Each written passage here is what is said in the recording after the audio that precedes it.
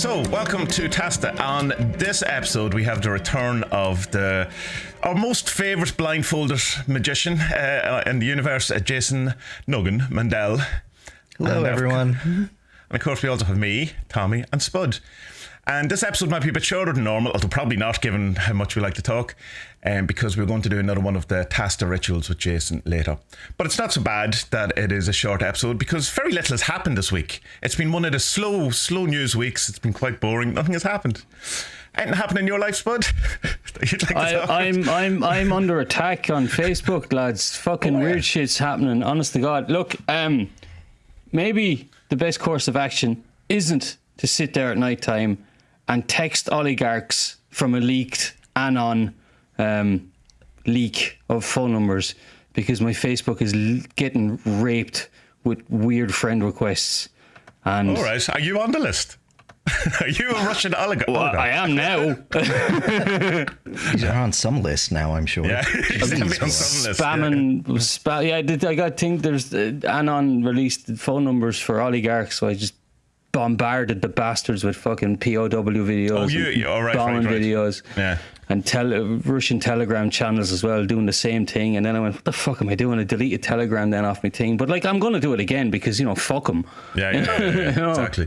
Yeah, and then there's the 120 names of some of the soldiers that I don't know who exactly released that, but it seems more of 120. There's 6,616.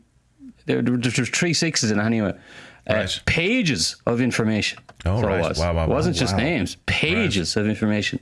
Not problem with it. There was no phone numbers with it. There's ranks, names, and units and stuff like that. But there's no phone numbers. Yeah, but sure, it's like it's easy enough to kind of follow the dots and those things if you're the internet. Yeah. And I mean, there is a history of this in warfare from Russia, when that Russia did do the same thing in the Afghanistan war. They got their kids out that way. They rang people. I don't know the full story, but it seems to be something that is. I'll say one thing about the last week. It's ever there is a case we made of what difference 24 hours can make the entire world. This is the week for it. But it's so weird to be in the bubble of so people call it the fog of war, but that's not actually what it is, because it's a different expression. But it's like, it's hard to know what's true. I want all of it to be true, but we live in the propaganda zone. Yeah, right? And like you're kind of going in the middle of it, kind of, this sounds great, and then you're kind of going, is this what the same type of thing the Russians are getting, only how great they are, and it's all victory and all that? You're closer to it, Spud, so what's your kind of read on it? And the propaganda element of it all? I don't know. I'm a bit. Right. Spud, you've been doing an absolutely amazing thing, though. And you have been, for those who don't know, Spud has been collecting donations and going out shopping and taking them directly to refugees. Spud, do you not want to do this? Give me a sec, I'll be alright. Yeah, okay. Yeah, it's been mad. We've collected fucking hell. Man up. We've collected 18,000 as lottery so far. It'll get over 20,000 today, which is I don't know, 5,200 odd euros. We'll break that today for sure.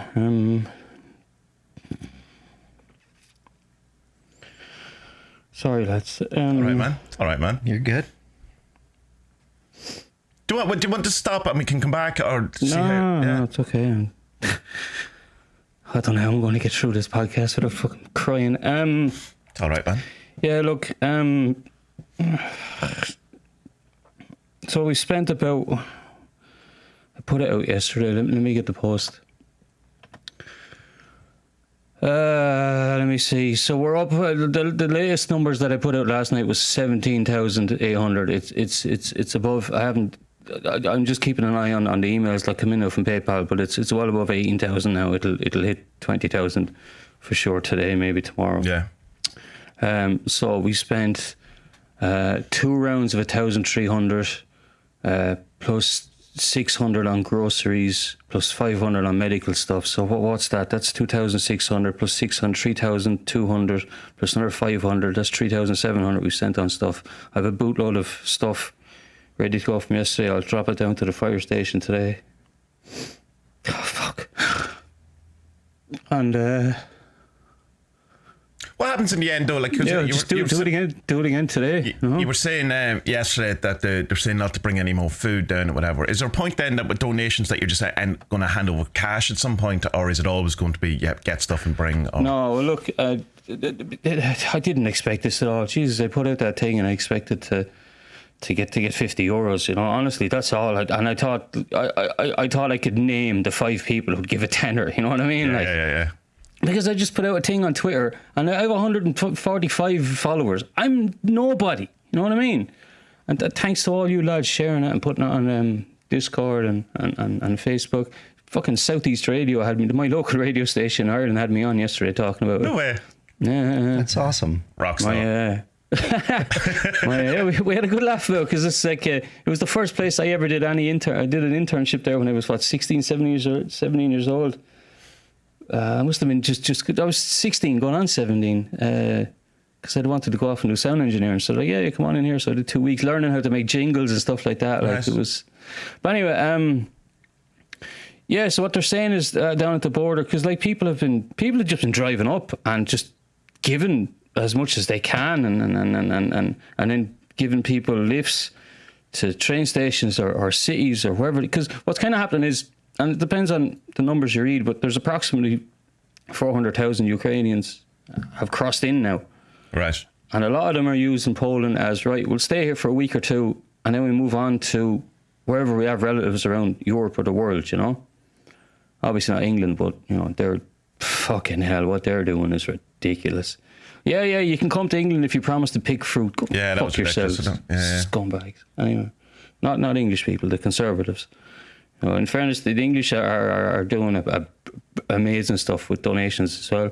But anyway, yeah, sorry, we were asking, what's happening then is, yeah, they're saying, look, stay away from the border crossings because it's too busy. And you're stopping people coming in quickly, and just, if people are coming down and they're crossing over, because there's plenty of men who are getting down there, crossing over and joining up with the troops, like, let them in, you know, come on.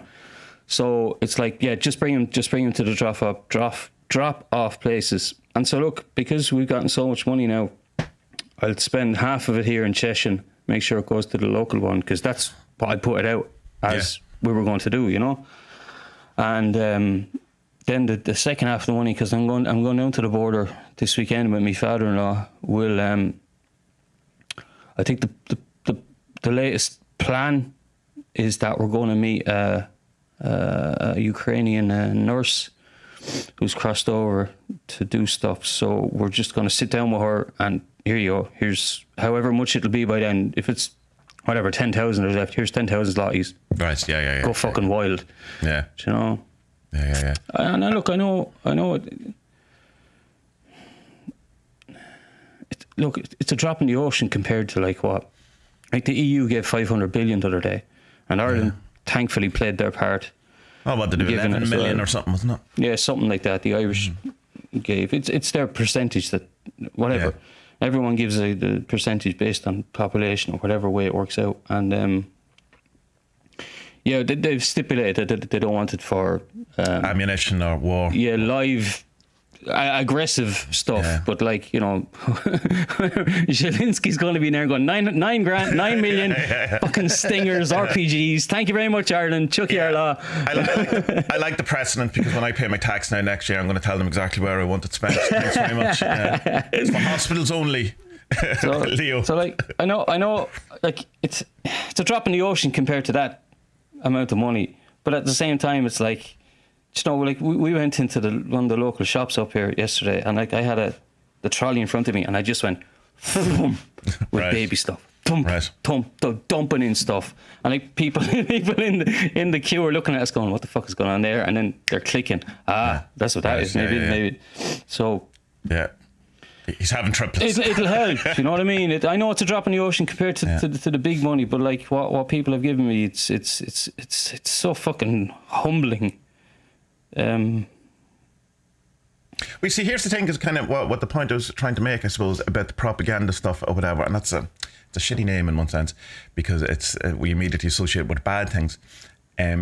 Is that I think all of these, like you're saying, because it's a drop in the ocean, I think all these little things are building to this bigger thing. And it's without the little things, you're not, like the EU giving that money doesn't happen unless everyone does what you were doing. You know what I mean? Unless there was this underground push or whatever. Because the first couple of days, Germany's going, no.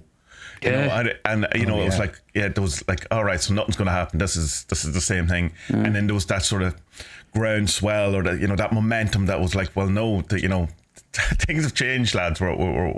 We want something different this time. And then it was the momentum that only happens because of little things and a number of little things, So I don't think in any way that downplay the work you and, countless other people in the same situation are doing. So it's crazy as well. I mean, for the first day, you'd recognise most of the names. You know what I mean? You would, because it's people, it's been shared around and like, it's friends of friends, or else it's people directly from Twitter or Facebook or Discord that you'd at least know the names of. Yeah. But now there's stuff coming in. I have no clue where it's coming from. I have no idea. And I can't thank him. I can't. You know what I mean? Like, yeah. But by doing you do get their emails. So I suppose at the end you could send them just a general email. I suppose you do get the email. Well, you get the PayPal thing anyway. Yeah, and I found that most people's PayPal addresses aren't even active. So yeah. They're using their wife's or their cousin's PayPal to try and get you some money, like and stuff. And it's really humbling that so many people want to do something and help. And so, like, I'm just doing what I can. Do I do more if I could. Yeah, but sure, this is the kind of thing, and kind of around the conversations that come up during the week about what is what kind of impact an individual can have. And it was more in the kind of circles we kind of go in, or was it from a magical point of view, sitting at home and sending thoughts or prayers or hexing Putin. No, that stuff pisses me off, man. And it's like you could see the vein on Spud's head enlarging on Twitter as the week progressed, and it was like you just kind of going, yeah, this is really the least you can do, actually, man. That was the one tweet I seen as a response. But I kind of, it's that kind of thing though, is that you were saying I would do more if I can, and I'm just kind of wondering, is that the only thing people can do, but they still want to be part of something? But once they've given the money, like once you say, there, Royal, there's my donation or whatever, do I just sit and watch the news now and hope, and go, well, I'm a magician and whatever, I can do all of these things. So while I'm of the mind that I don't think it does an awful lot, what do people do? That's my. It's the same, and we'll probably talk a bit about this. I'm sure we will when it comes to the documentary later, which is about Lourdes and about people going to looking for miracles at Lourdes. It's the same momentum. It's the same feel. It's the same impetus towards trying to not be helpless and powerless and out of control and realise the world is this place that it is. And that without being too negative about it, that you've very little say in it. And that's been in one point. We have Tommy, but you know what? Like I wrote it last night on Twitter. It's like, now is the time where we have to be the yin to the yang. You know what I mean? There's so much evil coming from Moscow. Like it's on us, and no, I know we have a duty. Yeah, and it is the thing though that to do something. We're talking about what you're saying there about the drop in the ocean stuff, is that it is the momentum of the small little things, of all the small little things, all of these things.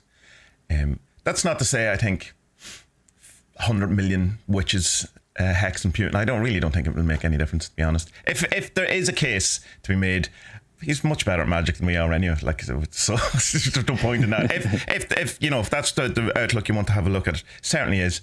But it's nice to see.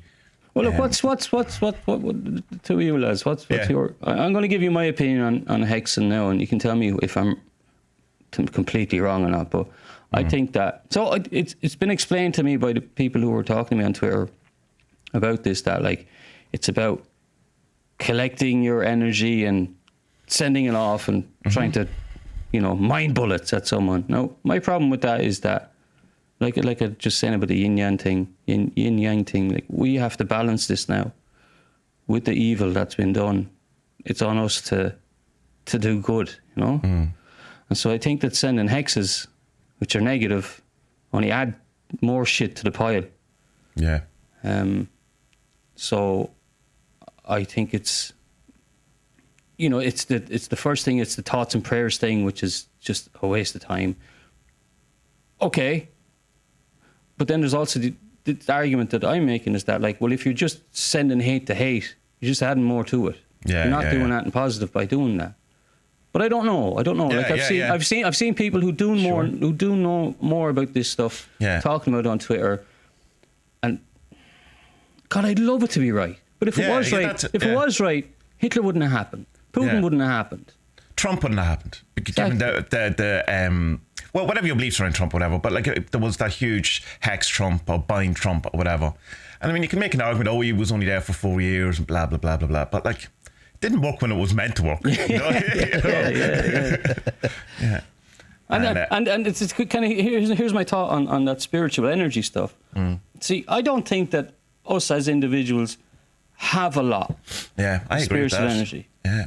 I really don't. And I think that's why using entities, I have a big graw for angels. I think that helps because they're the ones with it, and you petition them. Not even petition them. I beg you, please give me this, because they're not into material stuff. They're like, no, we're here for your spiritual stuff. You don't need to be rich. Yeah. That's greed. Shut the fuck up. Yeah. But so basically, I don't think that you can get enough spirit out of yourself to have an effect. Whereas there are other things that can do that, but they seem only to be interested in the spirit side of stuff, not the material side of stuff. And it's kind of like, you can pray to all the angels or all the gods as a soldier of war, but you can still take a bullet. You know what I mean? Sure, because they're not into the material of saving your life. They're into you just being a good person while you're here. Because also from their point of view, you're not as important as you are to yourself. That you're that's, when we talk about this, because it comes up a lot in theosophy and stuff like that, it's, they're not interested in you and your personal life. Yeah. And you can kind of feel that, well, I have my struggles, all of these things, and I got quite annoyed at it at one point, but I understand it now, where it's like going, well, if I am the president of the United States of America, I don't care that you're not getting home with your mother. I just don't. You know what I mean? I'm caring about what's going on with Russia. so it's like, right, okay. But so from their point of view, you're kind of, and all of our stuff is equivalent of the bothering the president of the United States of America about a problem you're having with your mother. All of our life, our entire thing.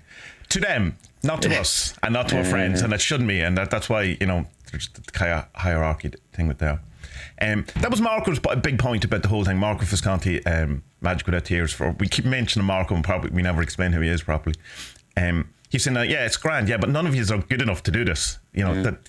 So that's, and the retort that he was getting was that, there's this cone of power, World War II, and the unfortune and all of that. And he actually put up a really good post about it on his Patreon as well. But it's like, it's more or less it's saying what you're saying, and we don't have the power. And I agree that I certainly don't have the power, because I don't even feel I have like, I'll tell you one thing that really annoys me with Magick, and this is pointing to the same type of thing, is that this kind of notion that when you're working with the dead, that they can some way influence things in your life, right? Just so, let's say the dead. So your grandfather, who worked in the railway his entire life, that's all he knows, good at his job, whatever, dies. And you petition him to help you get a job in IT in Microsoft. I'm kind of going, he couldn't have helped you in real life at all. But like now it's like as if, and people, and I know people who do this, who like when their pets die, suddenly think that they have they can pray to their pets to change the scores of football matches. Wow. Or to in some way help them with their problems or something. I'm like, it's cat, it's probably a great cat. And I had one of the best cats that ever existed in the entire world ever, that certainly saved me from many a dark night, with death to her. Not going to get me a job, not going to get me to change a sporting event. but it's just kind of power that's been kind of given over to, I don't know, to inappropriate places, thinking that, somehow that it, and I think you can see that kind of going on as well. Jason, come in, talk to us. We've no point in invite you onto the show and then talk over, not have you talk to us. Yeah. I mean, I don't have a problem if people want to do their own little thoughts and prayers sort of thing. It's just that when they start broadcasting it on Twitter and everything like that, it stops being about the nice thing you did to make yourself feel better and starts being about the look at me, look how good of a wizard I am out here hexing Putin. And I mean, I am not skilled or practiced at hexing people. It's not something I take my time to do. But I don't think that... I think there's an inherent problem in that trying to do something like this to a public figure because you don't know them. You don't have any experience with them. Your only experience with them is the propaganda egregore that the world has been... that's been shown to you here. So you don't even have a real target for what you're trying to do. Yeah. Like, it's like a rock star. They're not who you think they are, ever. Exactly. Yeah. Yeah, I definitely agree with that. Like, and I suppose that's one of the things about why people, came across that whole notion of the sympathetic magic, in the sense of that you needed some sort of fetish or some sort of connection, like the hair, the nails. There was something that you needed in order to connect to it, which was kind of a way of addressing that problem, or saying that, right?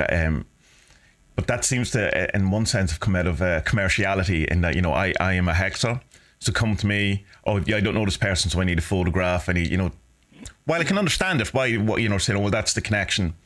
I don't like.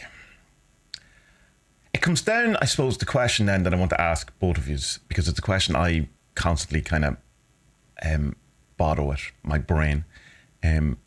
If magic can't make me rich, if magic can't save my life, if magic can't affect world change and can't do any of these things, can't make me thin, can't make me beautiful, can't make me all these things, what's the point of it? Tumbleweed. It's a good question. It's a good question. Yeah. I mean, magic can do some things like that. Yeah. Some little things.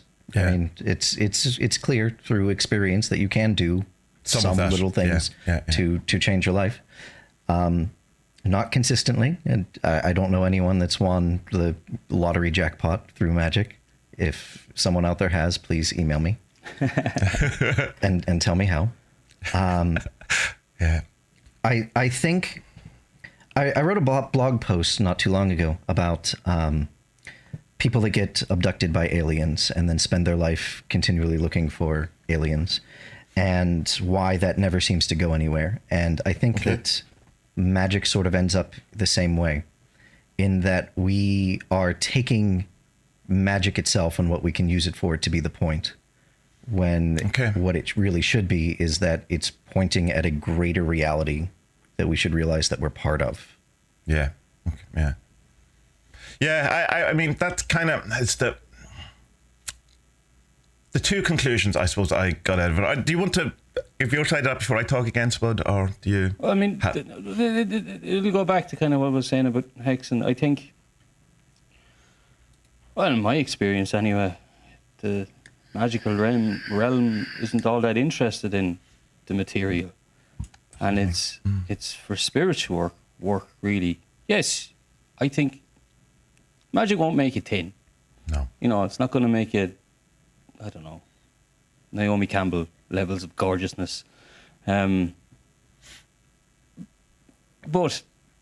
spiritually it can help you be a good person. And it can give you the glimpses of the all or the one or union with it. Three of us have had those experiences, it's possible, it's definitely doable, but like, you still have to have a fucking Glock in your pocket if the Ruskies come and knocking at your door. At the door, holding up a sigil. No. Hey, Vladimir, Hold on a second. Wait now. Oh, there's too many E's here. Start again. Hey, what the fuck? Hold on a second. Staring at it. But that's the my. I think for me, magic is a spiritual thing. So you're definitely high magic. Even though material stuff has happened, okay, like I have asked for stuff and it has come true and got it, but it's always with the caveat that it's something that's adding or bettering your spirituality. Yeah. You kind of disappeared there for a second, Spud, so can you just repeat your last 10 seconds? You were saying that you did get, but you have got stuff, so material stuff. You can't, yes, you have, but with the caveat that it's always something that adds to you as a more spiritual, morally stronger person being, you know? Yeah. I think some of the issues that around magic, for me, around that is that what seems to be the kind of reaction that I have is that rather than trying to do something, affect change in the world, is to try in some way get in flow with the Tao, man. And in that way, you know, that you become less resistant to these things. And that seems to work for me. But the problem, because I always try to look at these things from both the micro or macro level and the micro level and the macro level, and seeing that, well, if this is how it appears in my life, then that should be working on the same kind of thing on the big thing, if it's true. I get you. But when you then look at something going with the flow, going with it, taking the resistance and all that, and you look at Ukraine and go, what if they had done that? That would have worked out particularly bad for them. So, you know, so it's like in that kind of thing, it's like they're a response of not going with the flow and not lying down, not, you know, lying on the ground and dying, or giving up or whatever, just accepting the fate or whatever, is why we're in a much different situation than we were when the same thing more or less happened 100 years ago. Hopefully we are. By all accounts that I read, we are. But I, you know, as I was saying at the beginning, I'm aware I'm in a bubble too. So I tend to not do magic anymore because of this. That's the kind of, is because it seems that the forces that I want to affect are more powerful than I am anyway. So one, what's the point? And you're only causing more hassle for yourself, more stress, more resistance, because what you resist persists, all that. You're adding the hate to the hate, you know, and so you try, instead I've returned and just try and go with it and just, you know, and release the tension and the resistance and all that. And that definitely seems to be working. But if it was on, as I say, on the macro scale, it doesn't work. In the same way that the chaos magic thing of nothing is true, everything is permitted can very much work on a kind of my level. When it becomes the fake news level, it seems to just, you know, things fall apart. Like, but point could be made that, but it works, you know? That idea of nothing is true, everything is permitted, where you can, you know, say whatever you want and believe whatever you want, and alternative truths, just because you don't like it doesn't mean it doesn't work. So it's kind of, I don't know where I'm going with that, but it's kind of these are the kind of thoughts that are in my head at the minute. But that's the thing. It's like, there's no fully formed thought about what's going on, because how can you have a fully formed thought about what's going on? Because it's horrifying on one side and also hugely inspirational on the other side, in the face of the horror. And it's that thing of that we've talked about before, that it's these things aren't happening for us to learn, but within it there's this ability or this point where, you know, you can shine, and that seems to be what I'm focusing on. So my magic, if I was to do any towards it, would be, rather than hexing Putin, would be to send good stuff to who I perceive as the good guys. Yeah. And to bolster that. And as well the thing of, like, just try to be, I've let myself, you know, go really kind of bad over the last couple of days, just not having control over my thoughts, you know. But then eventually realising, no, like, Spud, man, be aware of what you're thinking, and you know, thoughts are temporary.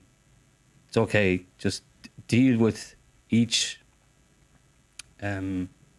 with everything that comes up the strongest, bravest, most wise way you can. You know, I think that's. There's an interesting thing that I've come across in Theosophy. Sorry for banging on about Theosophy, but it's what I'm into at the minute. But next week I'll have something different for you. And it's this idea of that it's all well and good people feeling that they're evolved and that they're spiritually evolved and they're all of this kind of thing.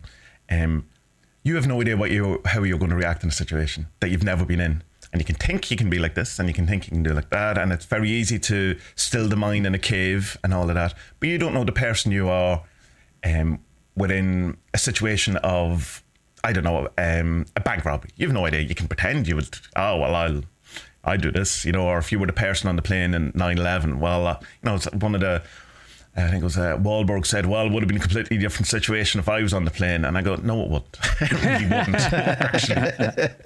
It would have been the same situation. But look, I mean, this is the whole reason why even football teams, military, obviously, do drills. Yeah. Because your first reaction when a gun is put in front of you, your first reaction isn't to fight. Your first reaction is, get the fuck out of here, you know? So you have to train yourself to be able to react in a way to put down an aggressor. That's very hard. It's very hard. If anyone's ever, thankfully no one's ever pulled a knife. If someone pulled a brick at me one time, I got the fuck out of there as quick as I could. You know, fuck this shit. You know, it's not worth it. But even not in this, I suppose, the more thing of like, say, war or whatever, or something as intense. You don't know what you're like within, if your wife turns abusive to you, or if, you know, when your parents die, or, you know, you've never had the situation, you don't know, and kind of to feel that you're in some way, I suppose, completed. As an awful lot of kind of spiritual people do. I've done the work, I've done it all. So you don't know. You don't know. And someday, not that it's going to happen to show you it, just because life is like this, something will happen and you'll be put in a situation that you've never been. And then from the theosophy point of view, what they're saying is you can have a life like this where you can be a very high, well-evolved spiritual human or whatever, and you'll be dropped into something just to see, well, no, how evolved are you now? They have a more of a kind of a, you're here to learn, I suppose, or to evolve, and so that things do happen in order for you to learn from. But I don't know, I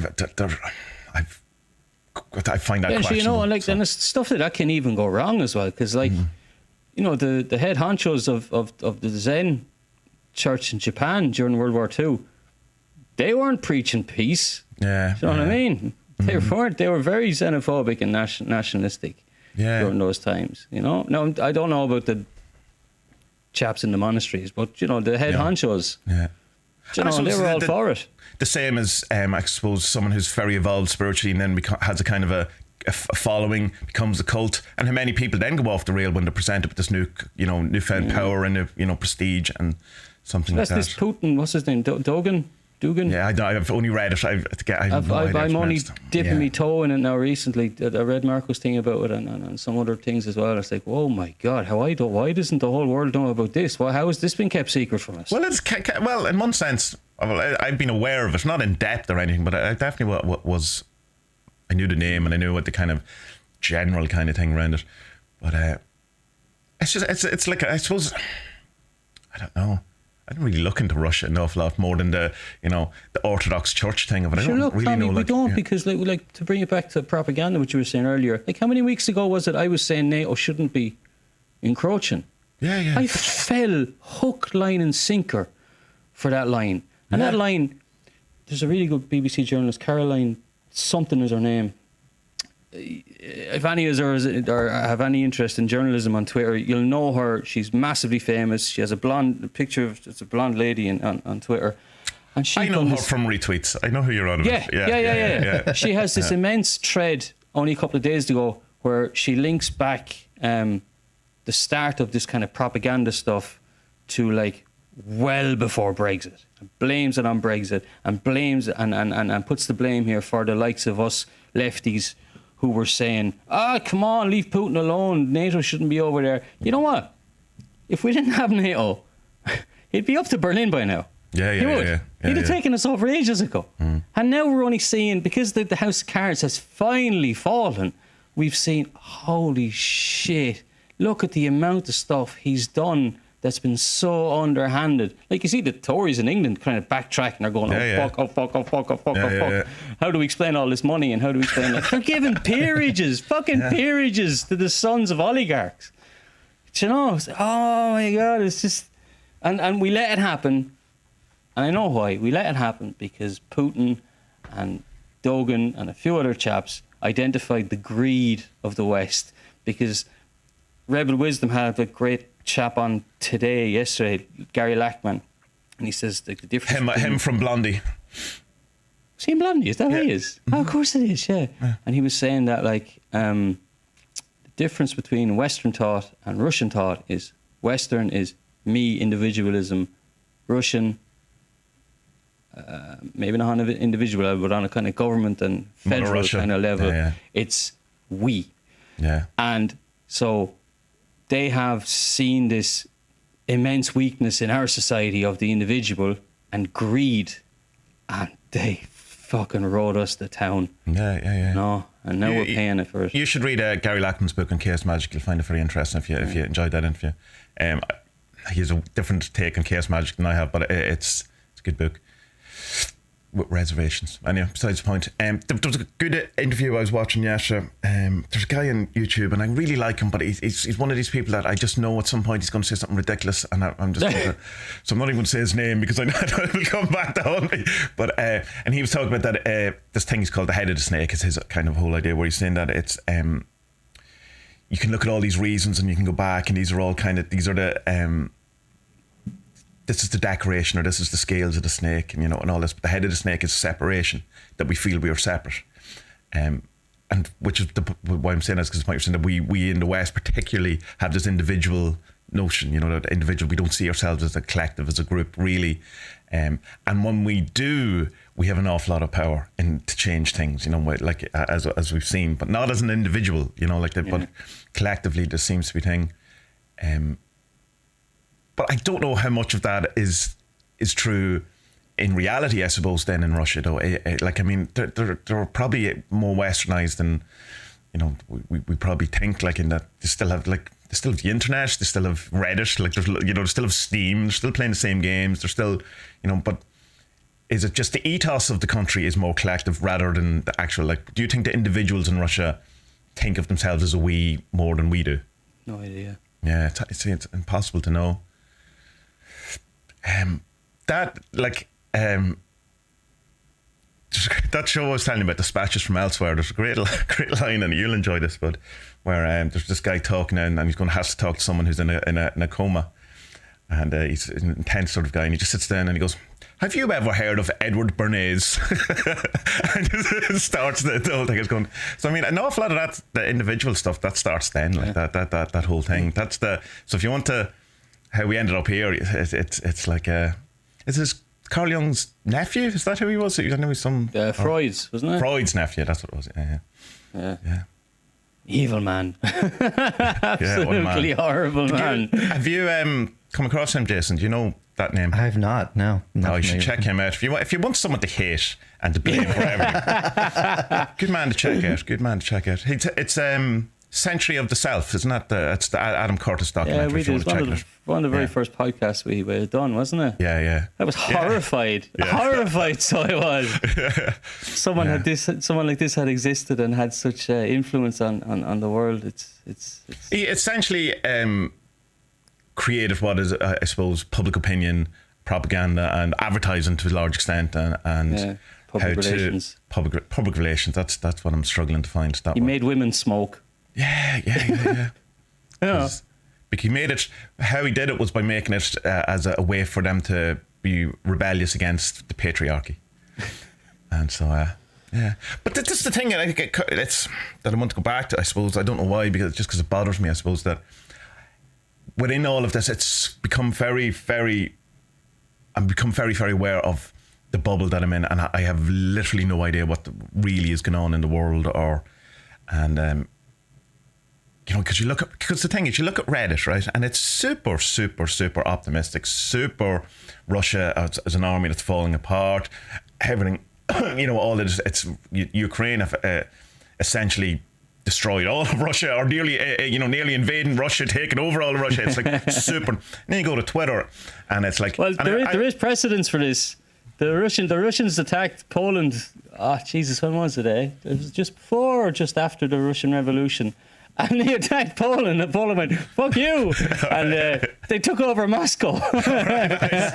So please God, I know it mustn't have been during the communist time. But it's not a particularly old war. It's right. it's not that long ago. You know what I mean? Like the Ruskies attacked Poland. Poland's like, whoa, what the fuck are you doing?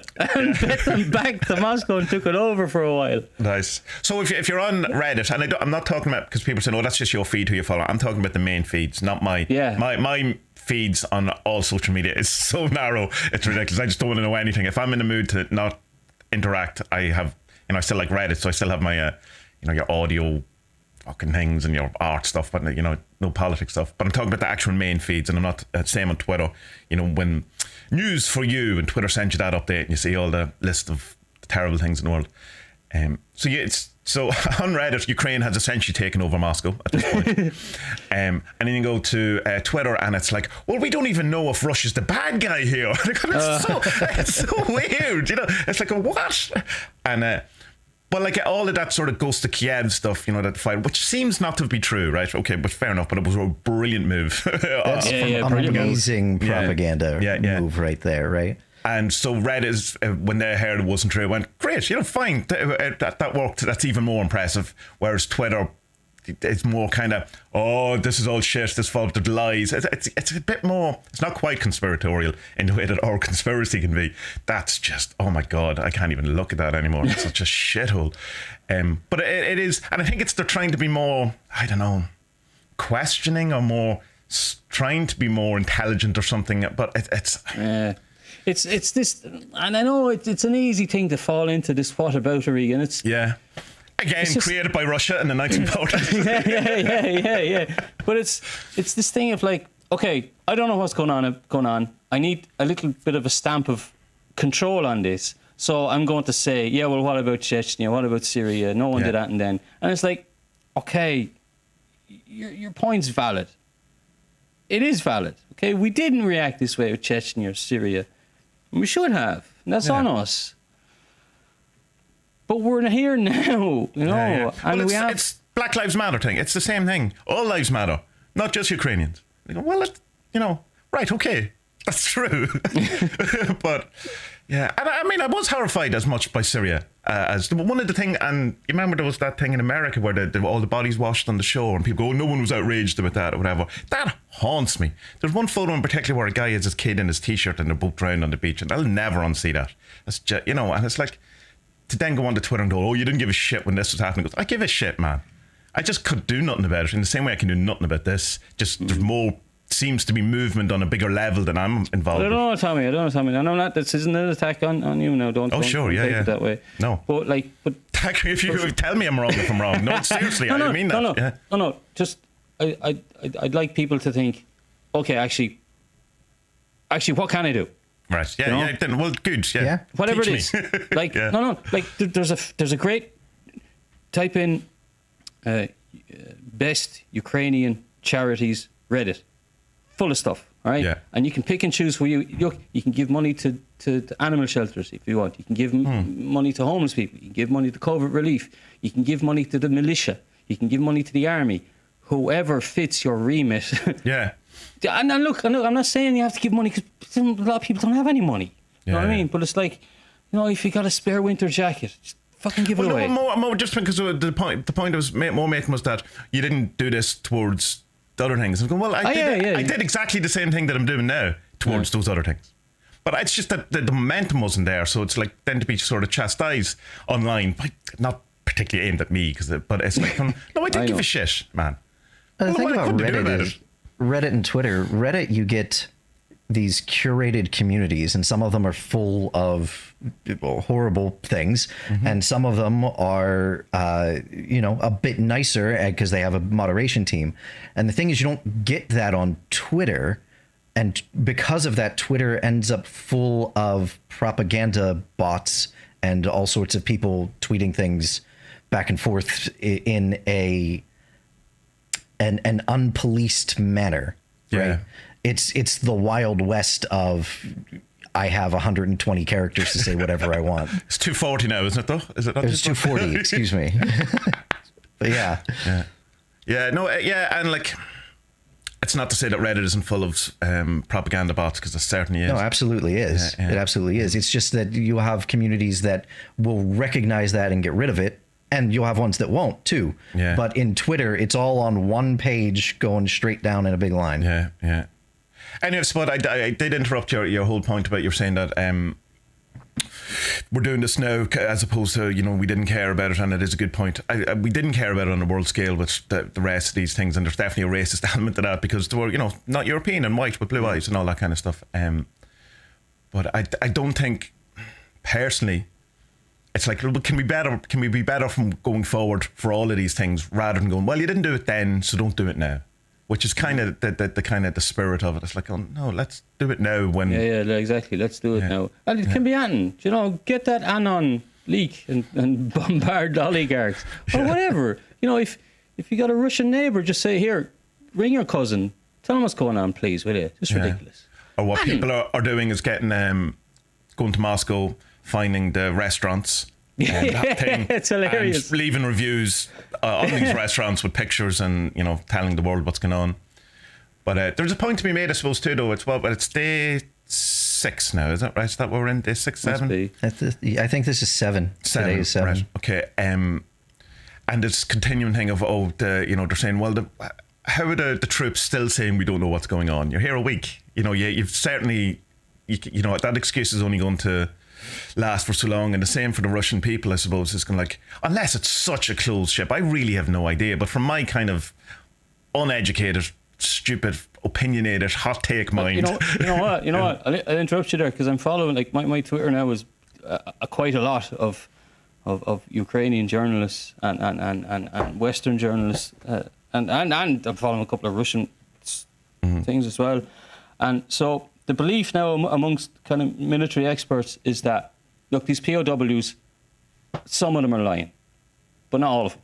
Right, okay. Some of them are lying because you're told on your first day of invasion, if you're caught, say this, say this, say this.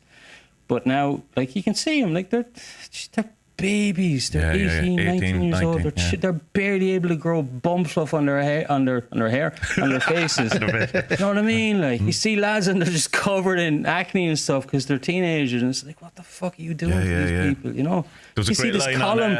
See the column? There's a 40-mile column. With no. They keep stopping and getting lost, and they don't know what they're doing. And I've seen stuff that there's they're using these walkie-talkies bought off AliExpress to talk to each other. They're not even using digital communications. Right, wow. And someone someone realised this a few days ago, and now there's literally thousands of people every day listening in to conversations going on between Russian soldiers to each other and passing it on to the goodies, Yeah.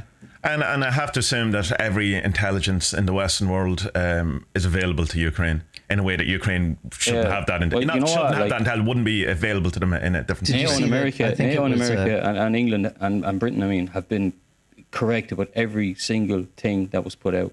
Yeah. Or so we're told, anyway. Good point. Fair point. Jason, you were going to say something. Yeah, it was yesterday or the day before. I don't remember which. I saw a thing online that the Ukrainian government put out that if you recover a Russian tank or military vehicle or something, worth $25 million, you do not have to declare it on your taxes. You get to keep it. But if you so desire, you may declare it just for bragging rights or as a trophy. Yeah. See that? Look. Some of the videos have been hilarious. I've seen 3 different videos of tractors. With the tanks. Pulling the tank away. Amazing. Oh, look what I got, honey. There's a video that was both horrifying and really funny. There was some really young Russian guy in the ground and had captured by what looked like the 3 local drug dealers from Kiev. And the guys in tractors go, and you can see this guy, with the gun. And then the response on Reddit was, he definitely had that gun before the war. There's no question about it. Some of it is really funny. But but that's the thing. That's another thing we have to be very careful about, is not turn this into a comedy TV program that we're watching, ourselves. And of course, that some of those things like how do you pronounce the main guy, the president? Zelensky. Say it again. Zelensky, right? like she said, oh, everyone fancies him and all, and it kind of turned him into the Ross or whoever was the good looking one out of Friends or something. You know, it's like our Game of Thrones Ross? or everyone. Yeah, I don't know. Yeah, Joey, up, whoever. man. Rachel from Friends, whoever. Shit, you picked two men before a woman there. Well, what's that tell you about me? Well, the reason I picked the man was because he is a man I'm talking about. So, but it's like to kind of not to, I suppose, because it's dehumanizing in one sense because it makes it a TV show, it makes it real life reality TV and stuff like that. And I remember going back the Gulf War back in the early 90s, whatever. And I remember my dad like going up to bed at night listening to the radio, and really getting. And I was kind of going, even at then I kind of go, this is a bit like a TV show that's going on here. It's people actually lives, but I understand it because I'm doing the same. I'm looking at Reddit going, oh, let's, and I'm doing the opposite of doom scrolling. I'm looking for the good news, it's kind of, because anything that I see, some of those videos they were showing of the bombing of the family around the TV tower, I don't ever want to see them, and there's part of me saying you should look at them because you see the horror, because what good is that doing me or anyone? I know what happened. See, Ukraine is winning or has won the war for our hearts and the propaganda war for all of us. But Putin thought he was going to roll in and win on street fights. And well, he essentially thought they were going to just, here you go, thanks very much. But Ukraine have won the street fight and will win the street fights if that continues. But they're outbombed, and that's it. They have to try and get this over. Get a peaceful solution out of this as quickly as they can, and of course they're trying to do that. Because if what they've done, it's mad. Like what they've done to Kharkiv, and it's pretty much. Can you pronounce Kiev properly for me? Because I know it's not Kiev. Kiev. Kiev, and Kharkiv is the one. Kharkiv is the closest one to Russia, and these are Russian speakers, and he's annihilated them. Right. They're his people. What the fuck? And then bombing the Jewish cemetery. Yeah, they're saying that was a mistake, but I don't know. And like every kindergarten he's hit and every hospital he's hit, they're all mistakes. This is all done. Of course, it's done on purpose. How fucking dare he? And then call them Nazis? What the? Yeah, denazifying. That's how going into the peace talks going. We want to denazify the country. It's good to see Ukraine beating Russia at the game that Russia are most known for. At the propaganda thing, so that alone, there's an interesting thing that was on Twitter yesterday going out. If Russia is doing all of this kind of propaganda stuff online, we should see a marked decrease in it on social media and Twitter and stuff like that. And they're saying at the minute we don't. So it could be a case that it's more than just the Russians at it, but all of this stuff is there's no point in the proper sense of the fog of war. Who knows what's going on? We're not gonna know for a couple of years, kind of thing. Yeah. No, I just hope it ends soon. Yeah, me too. Yeah. Well, of course. I wish it hadn't happened. All that. Well, if it's going to happen, if it happened, I'm glad it happened in some way that the world got around it. I'm trying to see, glass half full and that. I wish it didn't happen. Of course it didn't. Well, I mean, Jesus, if you're making Finland and Sweden join NATO, Switzerland be non-neutral. Switzerland's not. Even Ireland's given up its neutrality now by giving money as well. So but then had a poll yesterday that says that 72% of the country still want to be neutral. So there's always that. Yeah. Anyway, we'll move into this documentary because we're going to run out of time otherwise. Come here. I'll say one more thing. If anyone's still sending money, you better do it before Friday or Saturday because it's getting up a bit too. It's getting a little too close to what I'm allowed tax free, and because I'm not set up as a registered charity. No, look, we think it'll be okay, but I don't want to go over the threshold. So if you're going to give something, give it soon. If you don't, that's totally fine. And also, just thanks everyone. Yeah, what we'll do is put the link in the show description for donations, but we'll also put that link that you're talking about, that if people want to send the money, so maybe at this point start sending money to other places. Would that be fair? Right, so we'll put both links in you, and the person themselves can make the thing. And as soon as you've had enough money, as soon as you've become an oligarch, the Polish oligarch, I can't pronounce that word, so I'm just gonna move on. We'll take down that donation thing. Sound. Right, so from terribly unhappy news on to the joyous occasion that is very sick people in France. I thought this documentary was... The documentary is called Lourdes. It's from 2009. It's filmed during the Feast of the Assumption, I think, in 2017. So while it's a fairly accurate kind of display or portrayal of Lourdes, there's probably more going on than there normally would. Because I was kind of surprised by the fact of how industrious the whole type of thing is. But it might be just because it's the biggest festival or whatever. But the way the documentary has been kind of approached, there's no narrative to it. There's no famous actor talking over, telling you what you're meant to believe and think and feel. It's completely left open to the watcher to make their own opinion on it. So much so that in reading reviews of it, that people who are believers come out stauncher in their beliefs of how great a place this is. People who are non-believers come out feeling how, I don't know, sad and pathetic is a thing. That's probably very strong, but it's close to what the reviews were saying. But it doesn't kind of drift. There's still a narrative to it. It doesn't kind of drift into just a kind of a fly in the wall or reality TV. It's done very well, I think, in that kind of sense. It's filmed very well. It's colour corrected very well. Sorry, Spud. Good sound design, and immediately starts off with a really good thing where you kind of pushed into this. Oh, this is about Lourdes. So it's going to be very Catholic, and a star, and the very first person. Catholic. My brain. I used to be able to speak people out there. I used to have a decent brain. It's just gone. I can only imagine by 20 years we're still doing TaSTA. It'll just be me going, but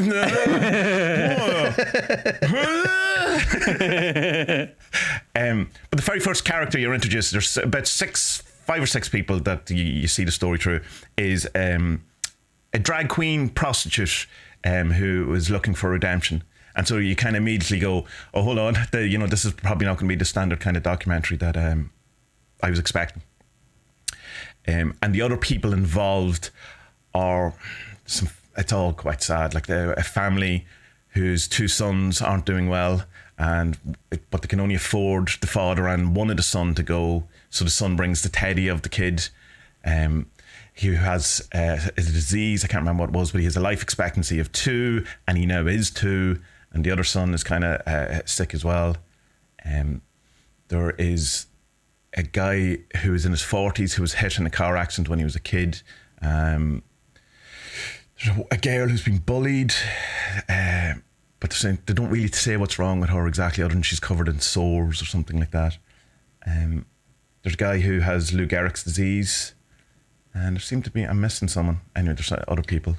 The guy that attempted suicide a few times. Yeah, he's the guy with the chart, isn't it? He points at the thing, yeah. He's brilliant. Yeah, he's hilarious. Yeah. There's a lot going on in his head, you can see it. Yeah, there's a lovely interview with the priest trying so much to get him to say that, being coming here and religion has, really made his life brilliant. He says, has life or coming here made your life any better? No. He starts fucking with him then and starts spelling out English stuff. It's great. Yeah. So what do you think? That's enough of me talking. It was very sad. In my opinion. Yeah. It was incredibly sad, but it was a very well-made documentary. Yeah. There was a few things that I would have expected as sort of tropey things that they could have done. And they didn't. Yeah. And it was nice to see that. There's nothing about what Lourdes is. No, how it came to be Lourdes. Well, I think there's a couple of lines at the beginning or something, but it's not even in depth. It's not talking about. It's expected that you know about Bernadette and you know about the Virgin and you know all the lore of it. But which is the thing. If you're going into it as a believer, you will know. If you're in as a non-believer, you don't need to know. Because it's kind of irrelevant to you that it's just a place of kind of worship. You probably know people who have been to Lourdes in Ireland. Yeah. I know someone who met the devil at Lourdes. So that story. Well, okay, come on. Yeah, no, just heard the voice. Yeah, absolutely freaked her out, and she didn't leave the house for a while after. It was quite bizarre. Not my story to tell. That's about what she talks about in company. So yeah, that's incredible. Yeah, my brother was there as a young fella. He had fairly strong or bad asthma. He was brought. I remember my ma coming home and showing me the photos of it. Do you remember at the end of this film they show the bats candle? No, the candle procession. Oh yeah. It's gorgeous. So it is in the film and in photos that you'll see online as well. It's like, I don't care how much of a non-believer you are, but if you're at an event like that where we are, to bring it back to the earlier conversation, where there is a collective energy or spirit, you will be affected by it. Yeah. And that was really nice. Yeah, so they went and he still had asthma when he came back. Like, I've spoken with my uncle, the priest. I think he goes pretty much every year. I think he goes with people, and that's fucking good of him to do stuff like that. Yeah, the helpers element of it, like they're all saints. A lot of them, like, well, the ones that are trained, those nurses in particular, really looking after people. And you can see the young guys, feeding the people and stuff like that. They're obviously just there on, not obviously, I'm assuming they're there on some sort of, like, not work experience, but some sort of thing that you do, volunteer program, something like whatever. that. Yeah, but just feeding them, having crack, having them just, I don't know. It's almost like a like a summer camp feel to it or something. Yeah. There's Irish lads there as well. Did you pick up on that? Because they're singing. There's lads in kind of scout or kind of military. Oh yeah, they were in like uniform. Yeah. And they were singing, "Oh, roll the Raglan, roll the bog down in the valley." Oh, was it like an FCA thing or something? Was it like a? Nah, they were too young for that kind of stuff. They were chaps, but they were singing this proper Irish country song, like And then you had the travellers as well in the middle of it. The gypsies. The gypsies were amazing. I loved them. I've written down here they'd be great crack with pints. Yeah, absolutely. And so honest about why they're there and what they're looking for. And your man talking about, well, I was here with my mother, and now I come back to meet the bigger mother, and I have the reminiscence, and it's all really good, and really I understand it. So we don't speak French. At least I assume you don't. No. I watched it with the subtitles on. Yeah. But my wife took a little. She had issues with some of the translations because she does. Sure. She's not incredibly fluent in French, but enough French. But it did change some of the stuff, especially around some of the travelers. Like there was the lady who was talking about her caravan broke down, and there was no way that she could have made it to the thing. And the actual stuff she was saying was about all the different details, how it actually should have been impossible for her to make it on time. Oh, right. So from her perspective, it wasn't just like, oh, but I made it anyway. It was like, this was an actual miracle that I made it. Right. Yeah. And there's Polish subtitles as well if you want to watch it again and enjoy it again from a different perspective. No, my reading Polish isn't great. I speak it all right, but reading it not, which shouldn't happen. Everyone tells me that shouldn't happen because, like, it's not like the English language where like letters can change how they're pronounced within the same word. In Polish, they're always the same, but I still can't read for shit at all. Yeah, well, it's better than my Polish. How's that? What's your opinion of places like these? Because, like, I presume, Tommy, you've been to Knock, yeah? Yeah. I've been to Knock, and I just thought, there's a load of shops. Yeah. Well, that's it. That's the I mean, there's a thing that happens here. We've talked about it when we were going to do the document, when we attempted to do the documentary for all those years ago that started this journey.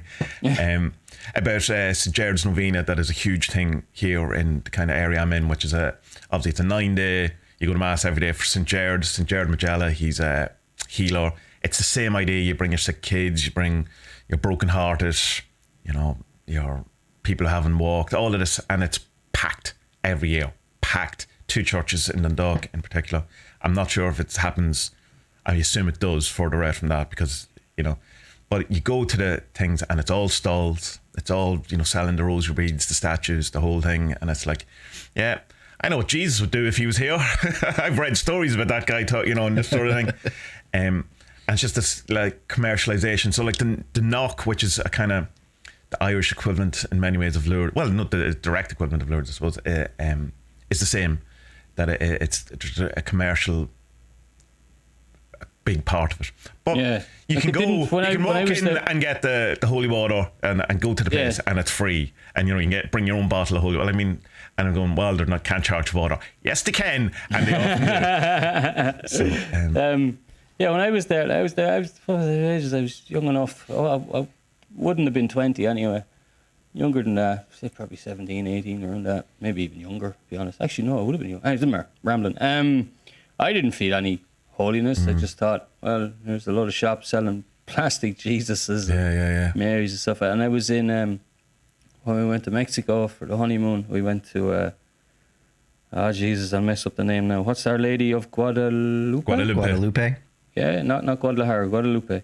I was there as well, and zilch, just nothing, and it was a meat market basically, just hundreds if not thousands of people, and you're huddled into a church, and you're put on the airport escalator, the flat one. Yeah. You're put on that, and you don't even get to walk around the church. Like you're put on that, and you slide in, you have a look at the thing, and then you're out the other side, and it's like, is that it? And then of course you're dropped off at the what's the gift word shop. they use for them? Yeah, what's the word they use for gift shops? Anyway, it doesn't matter. The extortion market. yeah. And it's like, hey, buy this huge statue. It's like, man, I live in Poland. How am I going to get that home? yeah. You know what I mean? Like, what? It'll get home by a miracle. Yeah, we'll post it. Yeah, no. I'm sorry, man. I'm not trusting you. You know what I mean? Have you ever been in a place where you felt that, in a Catholic point of view, in that kind of Christian thing, a Christian sense of it? Because I've certainly been in places where I felt a thing. Where I felt holy. Yeah, absolutely. I have. But I'm asking, in a Christian place, is that like? Yeah. I'd say in the church at home, I have felt something. Yeah. And down at close to where I live, there's St. Mun's. Well, I've had some shit happen down there. You know, we had a shrine close to us growing up, not like literally 500 meters away from the house, whatever. It's called our Lady Bell Shrine, and every year the miracle, the water rises at exactly the same time. Yeah. Which, some people say it's the fire brigade engine pumping water in. Who am I to say? Who am I to do? But there's lots of people come to it, whatever. But it definitely had a kind of a feeling. I've had a couple of kind of moments there when I was very young or whatever. It kind of was a place I'd go to get away from the darkness of my home, if you know what I mean. Like, it's just a thing. But they did it all up the last time I was there, and it's all cleared out or whatever, and it's all gone. All of that's gone. It's just a thing that just like I don't know, like any sort of well. That well I brought you up to the tree, isn't it? The St. Bridget's one. That has a weird vibe to it. Yeah. Jason, what's a place of pilgrimage in America? I don't know any. Do you have any? Not for Catholics, as far as I know. Well, in general, like, is there any kind of spiritual? You'll get the mega churches and stuff like that. People make pilgrimages to because they think the person that yells at them on TV can touch them and perform miracles for them. It definitely happens. People will cross the country to go to stuff like that. Yeah. What's the one in Spain, Spud, that everyone does? The Camino. I'd love to do that. I'd say that's. Do you know? Are you aware of that one? Yeah. I know someone who did. He did all of it through Spain. Because the whole thing is supposed to be down to where, Italy. The whole. I'm not sure, but there's like 3 different walks you can go on. Not it's the same walk, but the length of it. Yeah, and he did all of the full one goes right to the coast anyway. So he did the full Spanish one, and like he's not God. As far as I know, we've never spoken about God, but as far as I know, he's an atheist. Right. Yeah, probably the same about you, though. Fairness. Yeah, probably. Yeah. Probably. Yeah. If you haven't seen it, there's a great Martin Sheen movie about it. James Nesbitt's in it, but he's actually tolerable. Called The Way. That's some local hate, I suppose. You can't.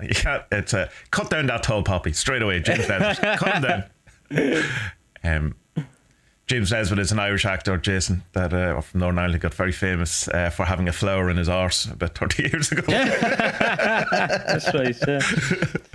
Would watching this it wouldn't particularly make me go, because they don't show Like, there's no one gets healed. No one's cured. No one gets solace. Yeah. And no one changes as a person at all from this. There's definitely a sense of the people there are good people looking after us, and they don't really show the money element of it. I'm sure it's more prevalent than it's shown in the thing, but you can tell even some of the people are it's like, it's kind of, maybe this is me projecting, but it kind of feels like, well, I've nothing else I can do. It's the thing we were talking about earlier on. I think it's the same impulse of like, what can I do other than, I don't want my son to die, so I'm going to take his teddy bear to Lourdes because that's the best thing I can do.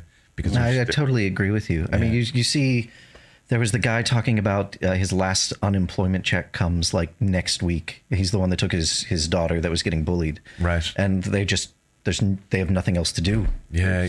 There's absolutely, they're at the end of their options. Yeah. So I'm just looking for a miracle.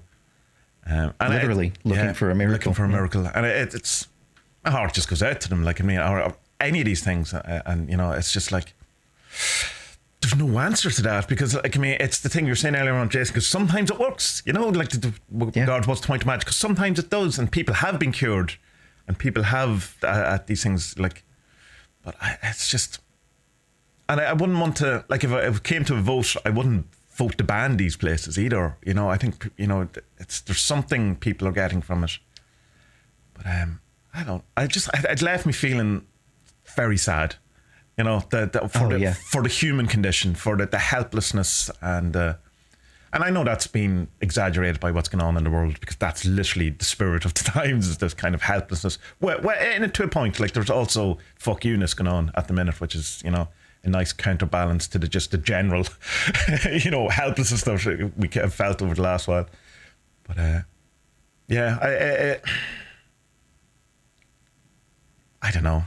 I don't even know how to rate the thing. Like, it's a great documentary, but it's like, I'm not going to say Kingsley's, because it feels like that's the wrong thing to do. Yeah, it feels disrespectful to the poor people. Yeah. It does. Yeah. It's definitely worth a watch, and it'll. There's a lot of poignant moments in it. There's a bit of fun in it as well, but it's your heart bleeds for them. Yeah. Oh, I loved the guys cutting down the branches to make the cross, and they said, well, this one's bigger than last year's, and the other guy's like, well, we sinned more this year. Yeah. If people want to watch it, it's the documentary's easy enough to get, but the English subtitles aren't. That took me a long while to find. So hit me up if you want them. I don't even know where I found them in the end. But there's the one that comes with the. Well, here's the thing. It's on a pirate Russian site is where I first came across it. Is that a thing anymore? What's the morality around that? I have no idea. Will it be shut down? So yeah, Pirate Bay put up a thing on the front of the Russian Pirate Bay where they sent a whole message about Ukraine or whatever. So it's coming from all angles. And he lost his black belt. Wow, what a move. Yeah. We see the thing, I suppose, just, I know we're going back to the other thing, but it's like, it's some small little thing or whatever, but it's within the greater thing. So, and we can have a laugh about it, but that could be his art school rejection. That could be the thing that puts him over the edge. But so I'm not going to give a score of Lourdes. Well, it's a really good documentary, and it's not going to change your mind about anything. But maybe don't watch it with a glass of wine or a bottle of beer, because you're going to get teary, and that's just going to make it worse. I watched it in the morning because I knew I have to watch 5 minutes. I'm not watching that. I'll watch that when it's because you're. But there is, like I said, there's poignancy, but there are lovely moments. Like, there's the exchange between the really old woman, 95 or 3 or something, and she's having the crack with her minder. You know what I mean? It's lovely to see him, and it's like, that little talk between the son and the woman behind them when they were at the mass. She was that was like, and just trying to talk to her or whatever, and he was just like, "Are you okay? Are you okay?" And it's like, oh man, melt you. Absolutely. I think we call this episode 3 Guys and a Lot of Cries. Yeah. Tommy, Spud and Jason cry about Lourdes and Ukraine. Yeah. Right, we go because we've this other thing to do. So everyone. See you. Bye bye. Bye bye.